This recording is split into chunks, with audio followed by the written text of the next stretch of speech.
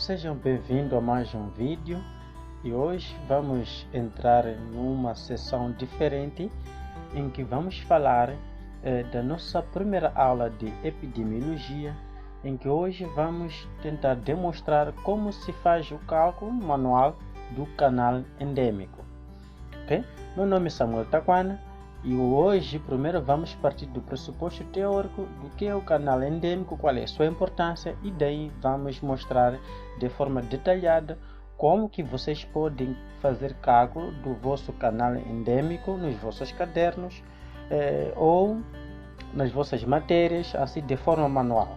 Bem, primeiro, quando nós falamos do canal endêmico, nós temos que verificar que é um gráfico que nos permite a detecção oportuna de casos já incomuns de uma determinada doença para uma posterior tomada de medidas, ok? Vamos entender mais adiante. Então, esse canal endêmico, ele usa dados passados para tentar avaliar a tendência de uma dada doença, para com este padrão possamos fazer uma detenção oportuna de casos que sejam incomuns com base neste estudo. Quais são um dos aspectos mais importantes? Primeiro, use esses dados passados para decidir se o evento é ou não normal. Então, eu falei de tendência. Então, com base nas tendências dos dados passados, nós podemos ver que o evento em causa, que é a doença, é um evento normal ou anormal. Além disso, nós estabelecemos valores mínimos e máximos esperados de caso de uma doença num determinado lugar e período de tempo. Ou seja, nós podemos prever quais são os valores mínimos esperados ou máximos de caso de doença em um determinado lugar ou período específico. Então, tem que ficar claro, em um lugar específico e num dado tempo limitado. E outro parâmetro é que ajuda a identificar possíveis surtos com dados de vigilância, porque na verdade esses dados passados são os dados de vigilância. Então, com base nesses dados de vigilância, podemos identificar possíveis surtos. Outro aspecto é que estabelece o comportamento ou a tendência em um dado período de tempo. Então, nós podemos estudar, pode ser 10 anos ou 5 anos, o comportamento ou a tendência de uma dada doença num dado período. E outro aspecto também, compara os casos, okay, à medida que vão sendo registrados e compará-los com os registrados no passado. Por exemplo, na nossa época agora, os registros diários de casos e não casos, com base nisso, depois de um dado período, nós podemos construir um gráfico de canal endêmico para nós registrarmos desses casos que acontecem hoje com casos passados. Então, nós criamos aqui uma tendência para vermos a evolução de uma dada doença. Também estabelecer o estado endemo-epidêmico de uma doença num determinado período ou espaço. O que seria isso? Porque o estado endêmico, nós temos doenças endêmicas, doenças que só ocorrem numa dada região.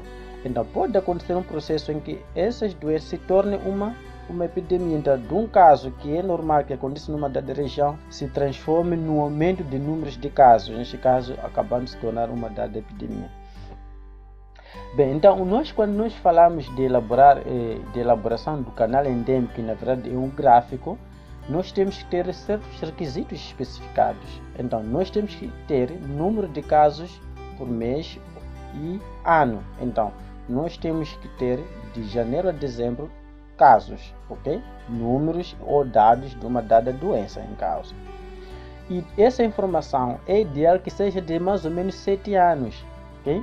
O mínimo que é aceitável é até 5 anos, mas temos que ter um horizonte temporal de mais ou menos 7 anos para nós fazermos um estudo de construir esse gráfico de canal endêmico. Em termos de procedimentos de elaboração, nós primeiro temos a tabela que tem casos mês e ano, e esta tabela é a informação dos últimos 7 anos que nós temos ou que queremos estudar. E depois, o outro procedimento, depois de nós termos essa tabela, nós temos que ordenar esses casos dos menos a mais alta frequência por mês. Okay? Então, nós olhamos para cada mês, mês de janeiro, quais são em ordem crescente, do menos a mais alta frequência, nós vamos organizar para cada mês, janeiro, para fevereiro, para março, até o fim do ano. E depois, nós temos que calcular os nossos valores de quartis 1, quartil 2 e quartil 3, com base nesta forma, que mais ou menos se o quartil de um número é igual a n mais 1 a dividir por 4 vezes o número desse quartil. Ou seja, neste caso, o nosso n representa o número de anos. Então, o quartil o quartil de um número, neste caso de 1, seria igual aos anos que nós estamos a estudar, mais 1 dividido por 4, vezes, neste caso, o quartil de 1 é 1. Ok? Depois disso, vamos já ver de forma prática. Bem, nós aqui temos um exemplo em que este é notificações de casos de malária do ano de 2001 a 2007. Okay? Vamos supor que é um exemplo hipotético em que são casos de notificações de malária que foram feitas num dado hospital X, num dado país Y. Ok? E que essas notificações em 2001, no mês de janeiro, foram notificados 4 casos, em fevereiro 13, março 19, assim sucessivamente até dezembro, tornando o total daquele ano 2001 de 102. E temos o ano 2002, que também teve registro de seus casos até o mês de dezembro, e somando 44, assim sucessivamente até 2007. Uma vez que os requisitos de elaboração do canal endêmico, o mínimo, o ideal é que temos 7 anos, aqui nós temos 7 anos, então com base nessa informação, como que nós podemos estudar a tendência desta doença em causa, que é neste caso malária, nesse lugar, ok? Como nós podemos construir, ok, a tendência normal, o comportamento desta doença com base nessa informação para, se possível, deter outros casos incomuns, ok? Casos oportunos. Então, depois com essa tabela, então o primeiro procedimento é nós temos que ter, de acordo com os procedimentos, nós temos que organizar em ordem crescente os nossos dados de frequência de cada mês, para nós termos nosso quartil 1, 2 e 3. O que isso significa? Significa que aqui nós temos o menor número é 0, depois de 0 é 1, depois de 1, 2, 2, 3, 4, 4, 6. Então é o mesmo que nós fizemos aqui. Temos 0, temos 1, 2, 3, 4, 4, 6. Okay? Em ordem crescente dos dados de janeiro. Aqui temos então fevereiro. Então o fevereiro de 2001 até 2007 nós temos 0. Então a questão é que nós ignoramos os anos e passamos a trabalhar apenas com os meses. Então nós temos o maior valor de 13. Então esse vai ser o último. Então no fim temos 0, 1, 1, 2, 3, 5, 13. Assim para março, então nós aqui ignoramos os anos, os 7 anos, então trabalhamos com os meses. Feito esta distribuição dos nossos dados de menor número para o maior número de casos registrados da doença, então nós olhamos para a questão já do nosso quartil. Mas a questão que nós vimos, já temos já cálculos pré-estabelecidos. Bem, então com isso, o que podemos fazer? Vamos para os cálculos. Nos cálculos, nós temos a forma aqui, o quartil do número, já temos aqui a forma, igual a n mais 1 por 4 vezes esse quartil. E n nós já vimos que é o número de ano. Então, o quartil de número 1, o primeiro quartil, vai ser o quê? Vai ser 7 anos, que nós estamos a comparar, mais 1. Neste caso, 7 mais 1 dá a 8. Dividido por 4. Então, 8 aqui do resultado dividido por 4 dá a 2. Vezes o quartil desse número. Então, o quartil de 1, neste caso, estamos a dizer que esse 1 é este aqui. Então, é 1. Então, 1 vezes 2 é igual a 2. Então, nós temos o resultado do primeiro quartil é 2. E temos o resultado do segundo quartil, que também é a mesma coisa. O número de anos mais 1. Neste caso, 8 dividido por 4 dá 2 vezes... Aqui não seria 3, mas sim é 2, ok? porque 2 porque é o quartil 2, então nós vamos colocar aqui 2, então 2 vezes 2 dá a 4, está certo? E por fim, o terceiro quartil, então o terceiro quartil também é 7 mais, neste caso 8 dividido por 4 vezes 3 igual a 6. Então, quartil 1 temos 2, 4, 6, isto que é mais importante.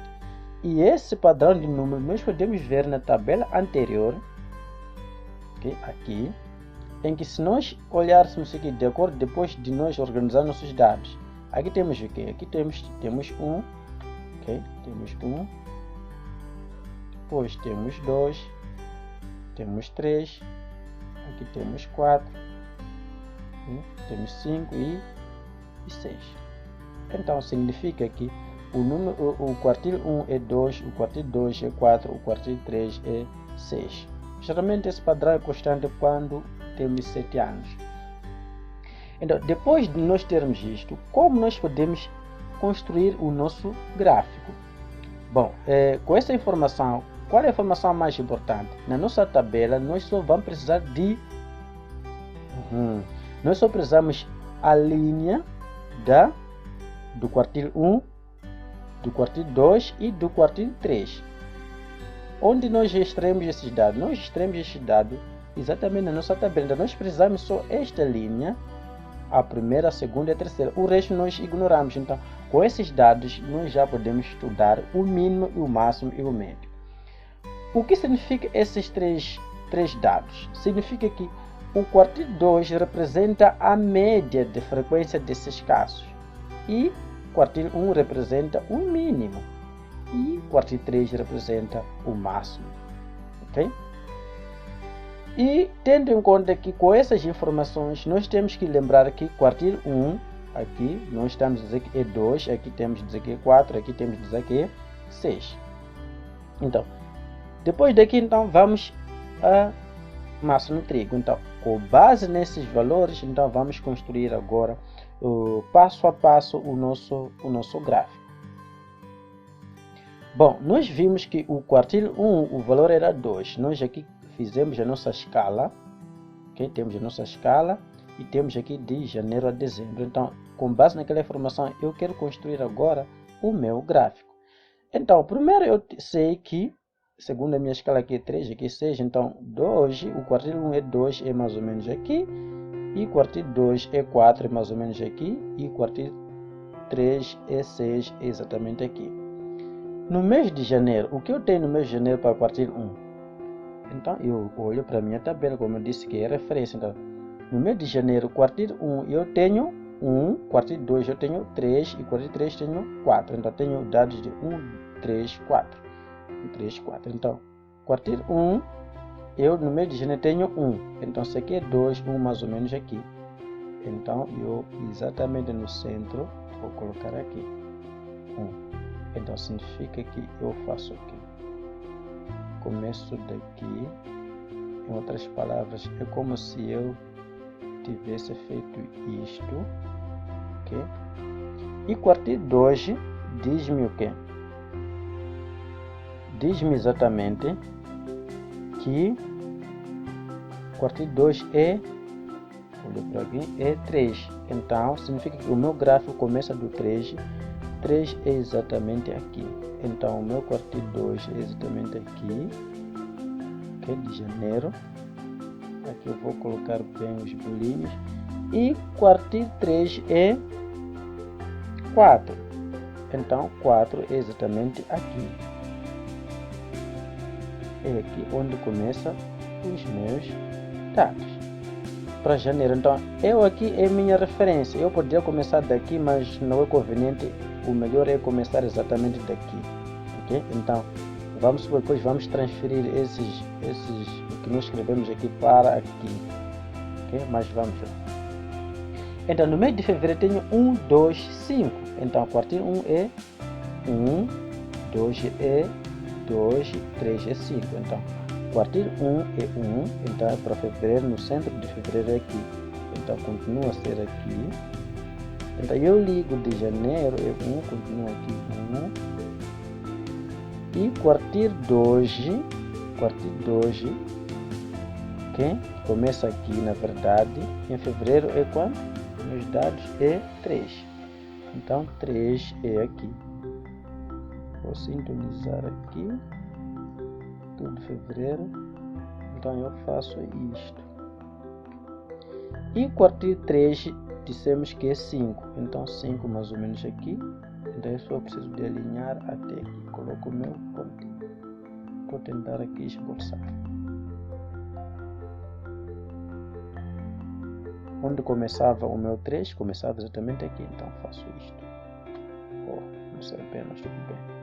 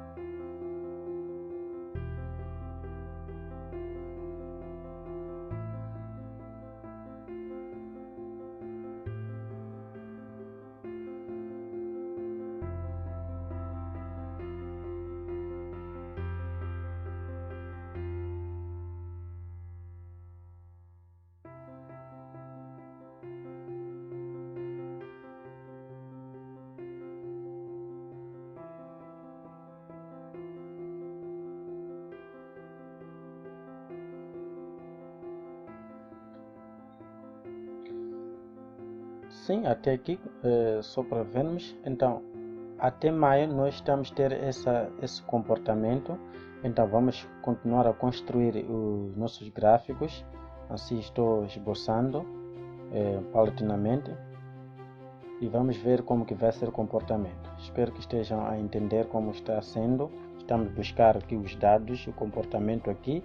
E de acordo com cada tendência, porque nós temos que ter 3 linhas, nesse caso, 3 linhas no nosso gráfico. Então, vamos a isso.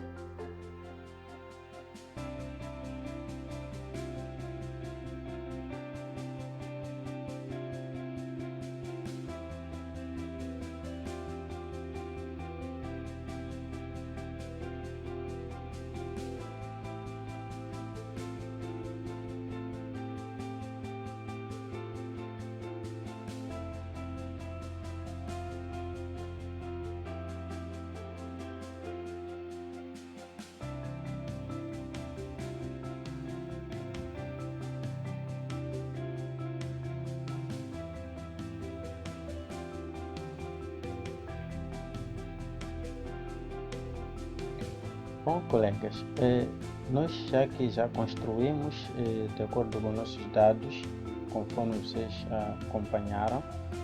E chegado até aqui, nós temos aqui o quartil 2.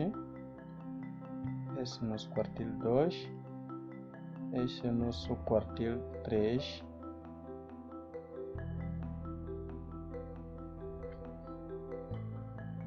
E este aqui é o nosso quartil 1. Então, este quartil 2 representa a frequência média dos casos que acontecem, ok? Eu estou esforçando aqui, tentando esboçar. Então, eu tenho aqui este comportamento e este aqui tem o limite máximo e tenho aqui limite inferior.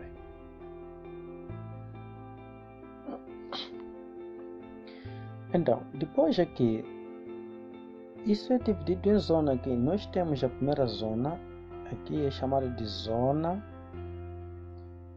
de êxito. Aqui é chamada de zona de êxito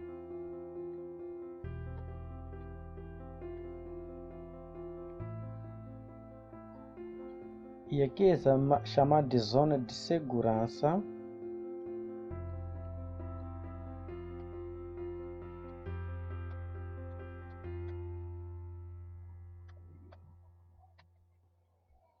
E aqui é chamado de zona de alarme.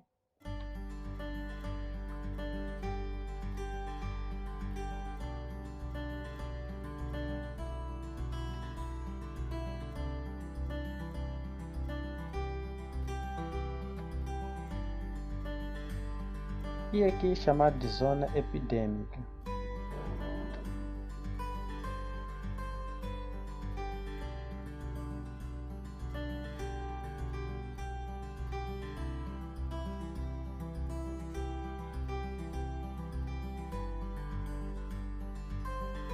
Bom, nós temos basicamente isto, dividido já em zonas. Já construímos nosso gráfico, foi muito difícil. Temos zona de êxito, zona de segurança, zona de alarme e zona epidêmica.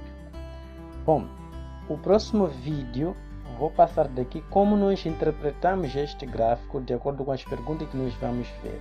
Hoje era exatamente vermos a importância, alguns conceitos básicos, por que se usa, a sua importância, o papel de canal epidêmico e como se faz os cálculos e a construção do nosso gráfico de forma manual. Então, o próximo vídeo que logo a seguir é exatamente de como interpretamos isto para casos mais práticos, como podemos interpretar esse gráfico. Então, continuaremos com o mesmo exemplo para interpretar este canal epidêmico. Até a seguir.